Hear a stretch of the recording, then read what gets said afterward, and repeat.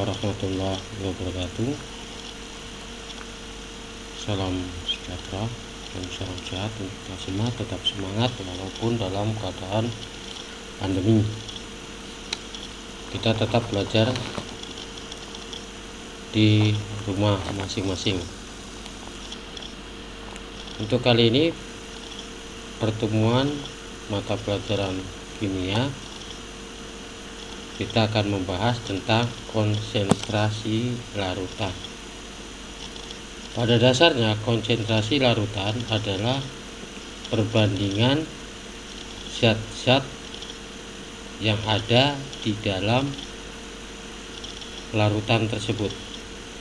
Nilai perbandingan tersebut nanti akan dirumuskan dengan berbagai teknik perumusan seperti yang telah kita bahas sebelumnya, yakni tentang persentase.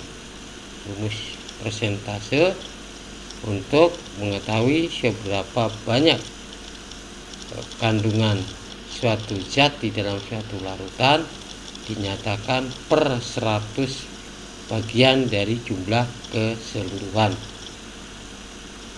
Persentase dinotasikan dengan lambang seperti ditampilkan pada video ini. Selanjutnya, setelah persentase pada yang telah dibahas pada pertemuan sebelumnya, kali ini dan seterusnya kita akan berbicara tentang perumusan persentase dengan menggunakan ppm atau BPC. ppm sendiri merupakan suatu singkatan dari part per million, sedangkan BPC bagian per juta. Sebetulnya sama, cuma satu ppm ini menggunakan bahasa Inggris, sementara BPC adalah menggunakan bahasa Indonesia. Notasi ukuran untuk ppm tetap yakni ppm. Selanjutnya, molaritas. Molaritas ini kemudian dinotasikan dengan M besar. Berikutnya adalah molalitas, dinotasikan dengan tulisan M kecil. Secara sepintas, molaritas hampir sama dengan molalitas, tetapi di dalam perumusan nanti akan jelas berbeda. Setelah itu ada normalitas yang dinotasikan dengan lambang N dan fraksi mol yang dinotasikan dengan lambang XN. Dari keseluruhan perumusan konsentrasi larutan tersebut, secara garis besar kita bisa mendefinisikan bahwasanya konsentrasi larutan merupakan perbandingan jumlah zat terlarut terhadap pelarut dalam suatu larutan, atau perbandingan jumlah zat terlarut terhadap jumlah total larutan.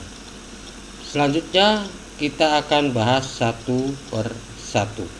Sebelum melangkah ke pembahasan tersebut, alangkah baiknya silakan Anda simak yang berikut ini.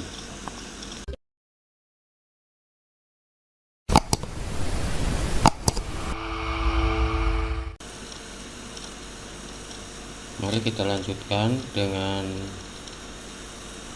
pembahasan dari perhitungan konsentrasi yang menggunakan ppm atau BPC, di mana ppm pemahamannya adalah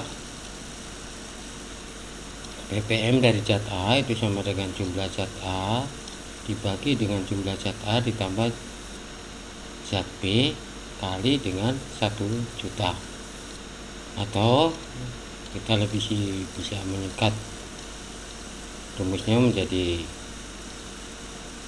ppm A itu sama dengan jumlah zat A dibagi dengan jumlah zat A ditambah zat B kali 10 pangkat min 6.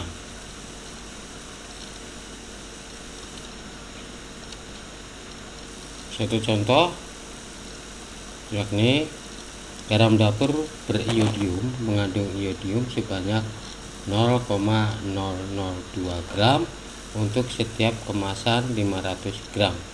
Berapakah konsentrasi ppm dari iodium pada garam tersebut? Nah, dari permasalahan itu mari kita pilih bahwasannya garam dapur memiliki rumus kimia NaCl, iodium yakni I, dan jumlah iodium sebanyak 0,002 gram dan jumlah NaCl sebanyak 500 gram.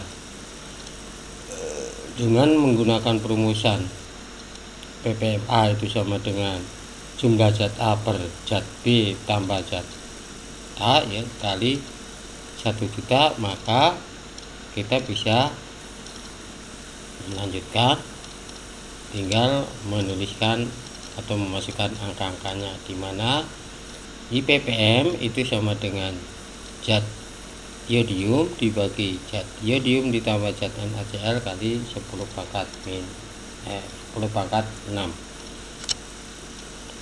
Kita masukkan angkanya menjadi ppm iodium yakni sama dengan 0,002 gram dibagi dengan 0,002 gram ditambah 500 gram kali 10 pangkat min 6. Hasil perhitungannya yakni ppm iodium itu sama dengan 0,002 gram dibagi dengan 500,002 gram kali 10 pangkat 6 dengan hasil akhir yakni ppm iodium sebesar 3,999 ppm. Oke, silakan Anda simak dari perhitungan atau penyelesaian dari permasalahan tersebut. Baik, kita lanjutkan dengan perhitungan menggunakan molaritas yang dinotasikan dengan M besar, di mana molaritas Y itu sama dengan jumlah zat terlarut Y per 1 liter larutan. Ingat, saya tekankan lagi di sini adalah 1 liter larutan, bukan 1 liter pelarut. Atau sama dengan molaritas Y itu sama dengan mol zat Y per 1 liter larutan. Dimana untuk mol zat Y itu sama dengan gram Y per mr dari Y. Maka perumusan bisa kita buat menjadi molaritas zat Y itu sama dengan gram dari Y per mr dari Y kali 1000 per volume larutan.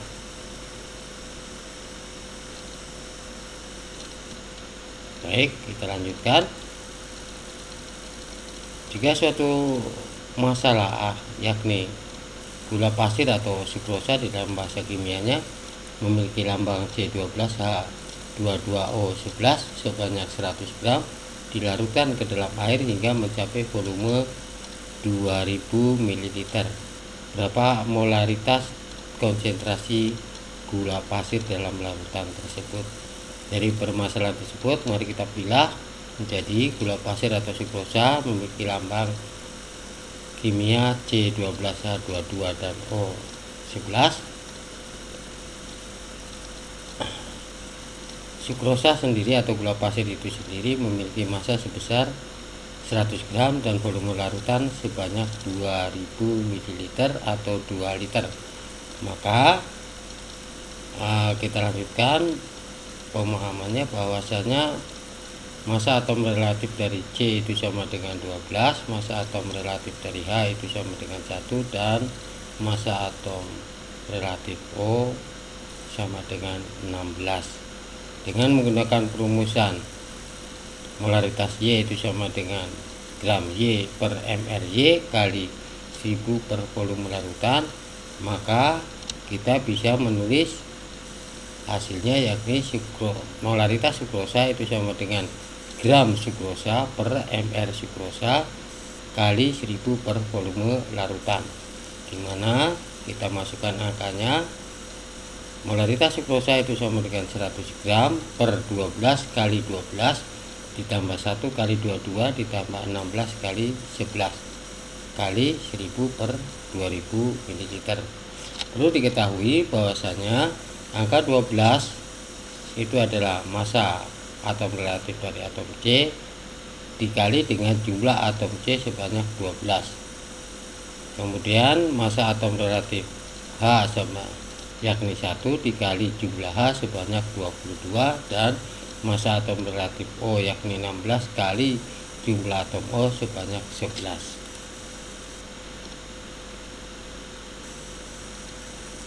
Kita lanjutkan. Maka hasil perhitungannya menjadi molaritas sukrosa yakni sama dengan 100 gram per 144 ditambah 22 ditambah 176 kali 1000 per 2000 ml. Oke.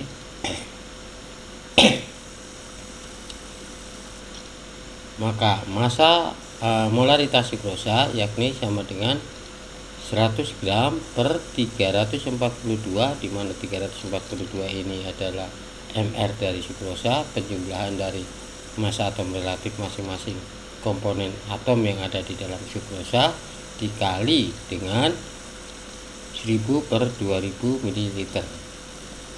Maka diperoleh massa atom relatif dari molaritas dari sukrosa itu sama dengan 0,29 kali 1000 per 2000, atau massa molaritas sukrosa itu sama dengan 0,29 kali 0,5, atau dengan hasil akhir yakni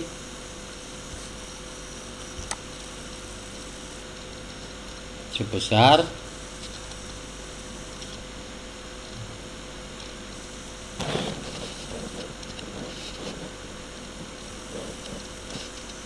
0,145 molaritas. Sebelum kita lanjutkan dari pemahaman tentang molaritas, maka perlu diketahui di sini kita lihat dari sisi gambar, molaritas yakni pelarut ditambah terlarut, jumlah total harus 1 liter. Maka pelarut pasti kurang dari 1 liter dan terlarut juga kurang dari 1 liter. Kenapa kita perlu memahami hal ini? Karena ini akan hampir mirip dengan perhitungan molaritas. Baik, kita lanjut berikutnya. Seperti yang tadi saya katakan, hampir mirip dengan molaritas. Nah, sekarang kita bahas molaritasnya dengan notasi M kecil. Molaritas itu sama dengan molaritas dari zat C sama dengan jumlah mol zat terlarut dibagi dengan massa zat pelarut. Di sini bukan larutan, melainkan massa zat pelarut. Perlu diingat. Inilah merupakan perbedaan dari molaritas dan molalitas. Kalau molaritas menggunakan larutan, kalau molalitas menggunakan pelarut, dimana mol zat itu sama dengan gram zat dibagi dengan mR zat. Maka rumus yang tadi bisa kita jadikan secara matematis, yakni molaritas zat Z itu sama dengan gram zat Z per mR dari Z kali dengan 1000 per 1000 gram. Nah, baik, untuk memahami kita lihat dari gambar. Di sini 1 kg itu sama dengan 1 jika itu menggunakan pelarut air. Kenapa seperti itu? Karena massa atau rho dari air sama dengan 1, atau massa jenis air itu sama dengan 1, sehingga 1 kg itu sama dengan 1 liter. Nah, perlu diketahui 1 kg atau 1 liter dari molalitas itu hanya berlaku untuk pelarut, sementara terlarut tidak dihitung. Jadi apabila pelarut ditambah terlarut, maka jumlahnya akan menjadi lebih dari 1 liter. Baik, untuk lebih jelasnya, mari lihat perbandingan berikut. Perlu diketahui, ini adalah molaritas dan ini adalah molalitas.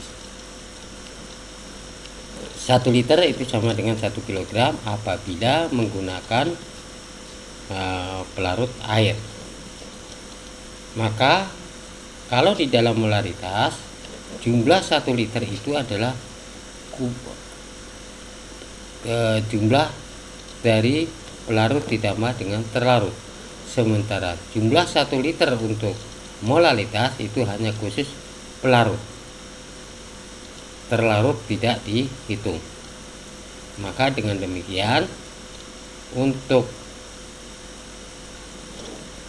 molaritas, pelarut pasti kurang dari 1 liter larutan, sementara untuk molaritas pelarut sudah pasti harus 1 liter. Nah, di sini. Nah, sementara kalau di dalam molalitas, pelarut dan terlarut jika digabungkan, maka total keseluruhan akan lebih dari 1 liter larutan. Setelah Anda pahami ini, dan silakan Anda perhatikan perbedaan-perbedaannya dan diingat baik-baik, karena ini sangat fundamental atau sangat mendasar dengan pemahaman molaritas dan molalitas. Baik, kita lanjutkan permasalahan tentang molalitas. Suatu contoh, garam dapur NaCl sebanyak 100 gram dilarutkan ke dalam air sebanyak 1 kg. Berapakah konsentrasi molalitas larutan garam? Nah, kita ketahui garam dapur sama dengan NaCl, di mana masanya sebanyak 100 gram dan air 1 kg itu sama dengan di sini tertulis 1000 kg, tapi yang benar adalah 1000 gram atau sama dengan 1 liter. Massa relatif dari atom Na yakni 2,23 dan massa atom relatif dari Cl yakni 35,5. Dengan menggunakan perumusan molalitas zat C itu sama dengan gram zat Z dibagi dengan ml zat Z kali 1000 per 1000 gram, maka kita bisa menuliskan hasilnya, yakni molalitas dari NaCl itu sama dengan gram NaCl per ml NaCl kali 1000 per 1000 gram. Setelah kita memasukkan angka-angkanya, maka molalitas dari NaCl yakni 100 gram per 23 ditambah 35,5 kali 1000 per 2000. Nah, di sini sebetulnya 1000 gram tapi tertulis jadi 2000 ml, yang benar adalah 1000 gram. Berikutnya, maka molalitas dari NaCl itu sama dengan 100 gram per 58,5 kali 1000 per 1000 gram, atau molalitas NaCl itu sama dengan 1,7 kali 1000 per 1000 gram, atau sama dengan molaritas NaCl itu sama dengan 1,7 kali 1, sehingga hasil akhir dari molaritas NaCl dari masalah tadi yakni 1,7 molalitas. Setelah Anda mempelajari tadi tentang molalitas, kita masuk ke normalitas. Dimana normalitas dinotasikan dengan N, dengan pemahaman bahwa normalitas itu sama dengan jumlah mol ekuivalen zat terlarut per volume larutan, atau normalitas itu sama dengan massa zat kali ekuivalen per mR kali volume. Nah, perlu diketahui di sini adalah di mana massa zat per mR itu sama dengan mol, dan volume sendiri kalau kita gabungkan menjadi molaritas, sehingga normalitas itu sama dengan molaritas kali ekuivalen.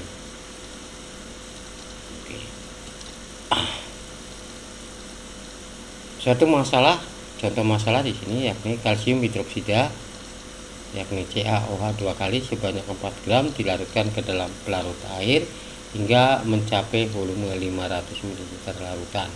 Berapakah konsentrasi normalitas larutan kalsium hidroksida tersebut? Oke, baik. Kalsium hidroksida memiliki lambang kimia yakni rumus kimia menjadi CaOH 2 kali, di mana CaOH 2 kali ini memiliki massa sebanyak 4 gram. Larutan sebanyak 500 ml. Massa atom relatif dari Ca yakni sama dengan 40, massa atom relatif dari O sama dengan 16, dan massa atom relatif dari H sama dengan 1. Dengan menggunakan perumusan normalitas itu sama dengan massa zat kali ekuivalen per mR zat kali volume, maka kita bisa hitung menjadi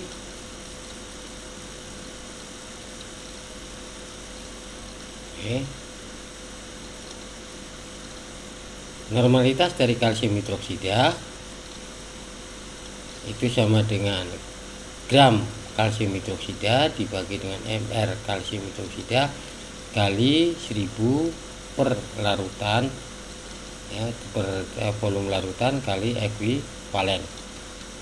Oke, kita selesaikan secara matematis, maka akan diperoleh normalitas kalsium hidroksida itu sama dengan 4 gram, oke, dibagi dengan 40 kali 1 tambah 16 kali 2 tambah 1 kali 2. Angka-angka tadi 40, 16 dan 1 itu merupakan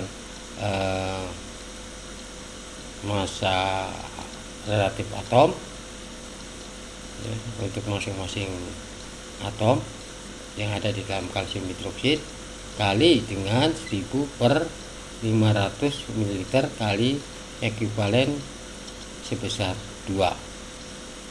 Angka ekuivalen 2 itu diperoleh dari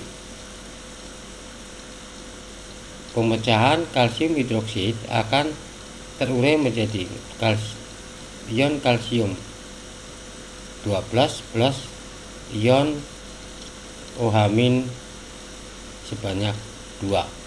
Nah, angka 2 inilah yang kemudian menjadi angka ekuivalen. Baik, kita lanjutkan. Maka hasil perhitungan selanjutnya yakni normalitas dari kalsium hidroksida itu sama dengan 4 gram per 40 ditambah 32 ditambah 2 kali 1000 per 500 kali dengan 2, atau 4 gram per 74 kali 1000 per 500 kali 2, atau hasil berikutnya yakni normalitas dari kalsium hidroksida adalah 4 gram per 74 kali 2 kali 2, atau normalitas dari kalsium hidroksida itu sama dengan 0,05 kali 2 kali 2. Itu dengan hasil akhir normalitas dari kalsium hidroksida sebesar 0,2 normalitas. Setelah membahas dari normalitas, mari Anda pahami perhitungannya baik-baik.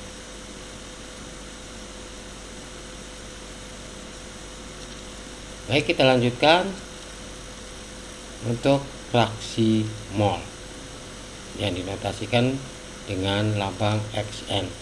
Fraksi mol zat terlarut itu sama dengan mol zat terlarut per mol zat terlarut ditambah mol zat pelarut, dimana fraksi mol zat terlarut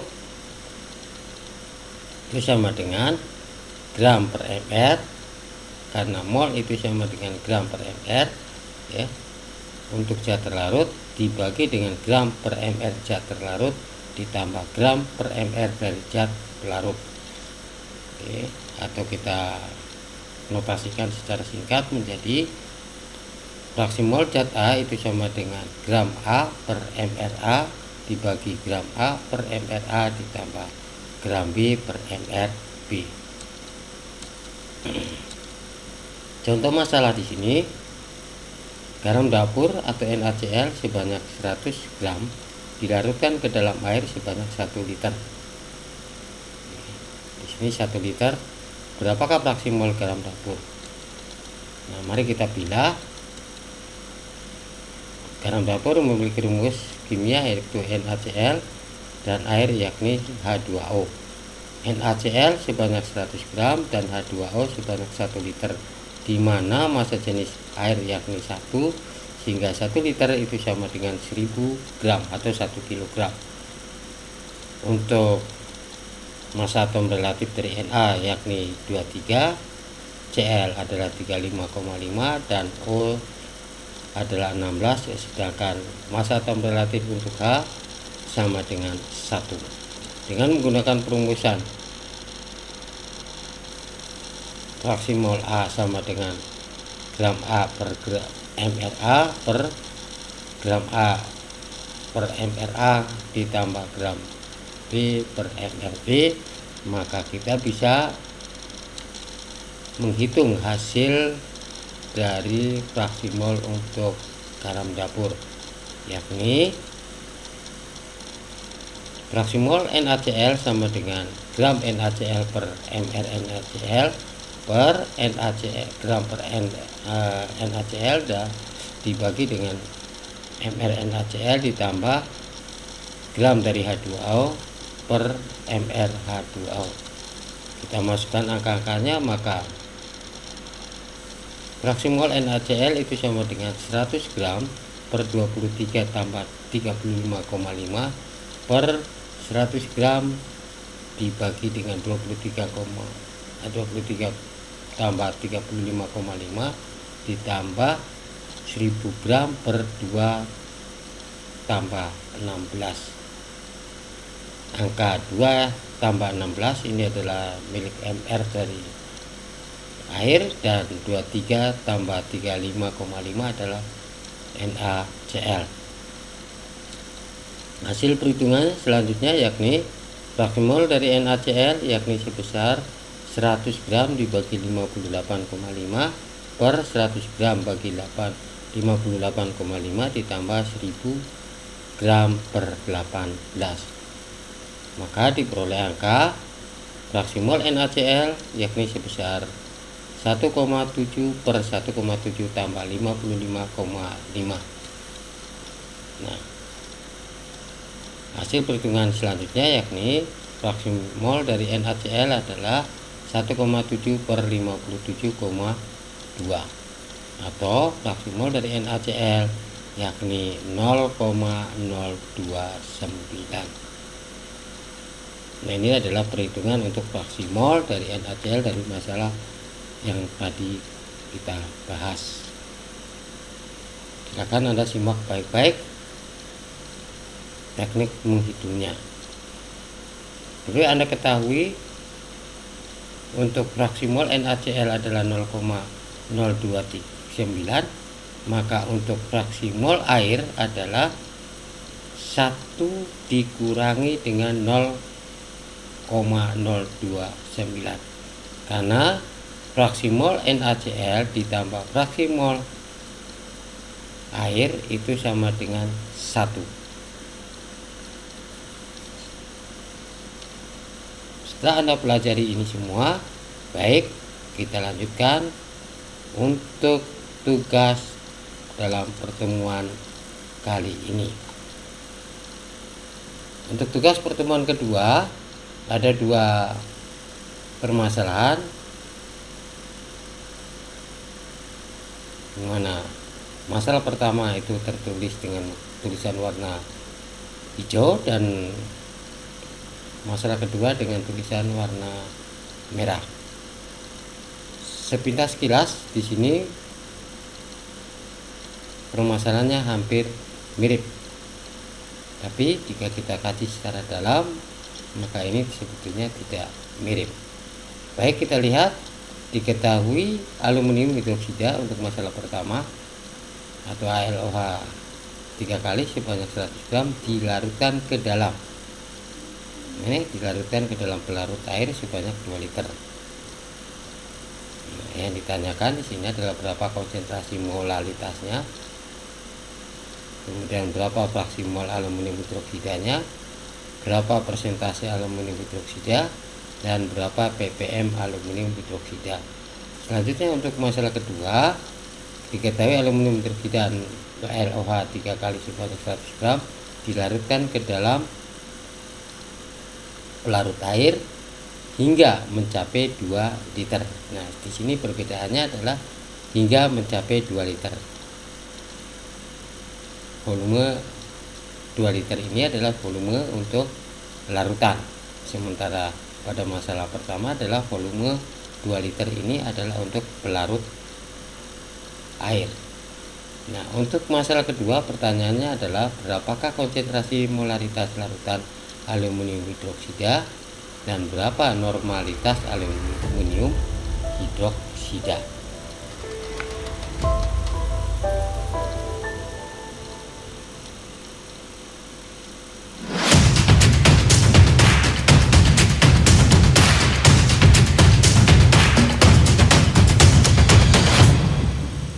Setelah Anda